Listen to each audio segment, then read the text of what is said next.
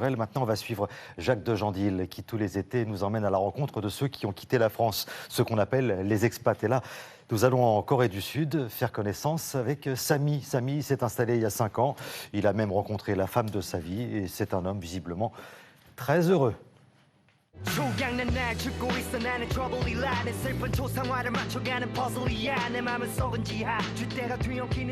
J'ai rencontré beaucoup de Coréens parce que j'habitais à Londres avant et ils m'ont poussé à venir ici.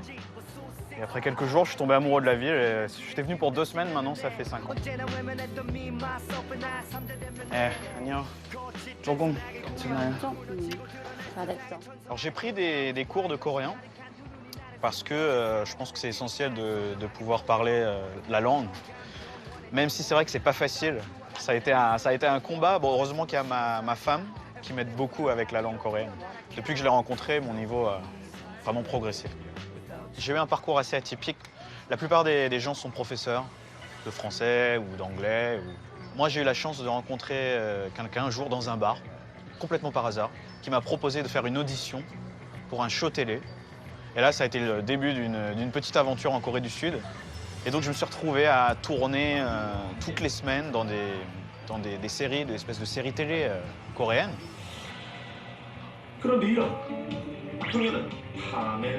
Les gens commençaient à me reconnaître dans la rue et c'est devenu mon activité principale. Et c'est vrai que ça a changé ma vie en Corée.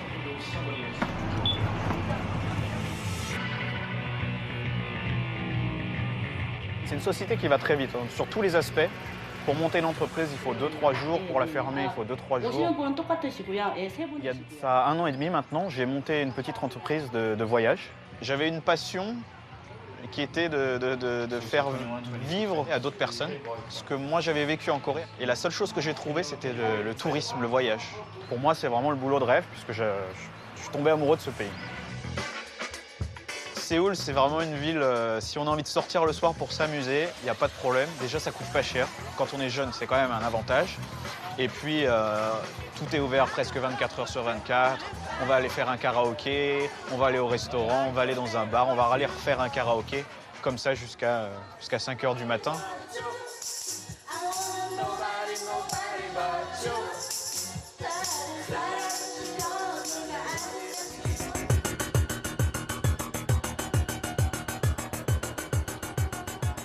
En Corée, c'est vrai que les gens travaillent énormément.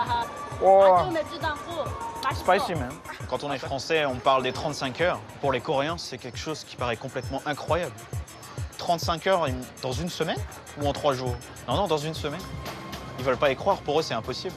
Les Coréens, légalement, ils doivent travailler 41 heures, 42 heures. Mais en fait, ils en vont plutôt 50, 60. Les gens vivent pour le travail et pas le contraire. C'est ça la Corée du Sud.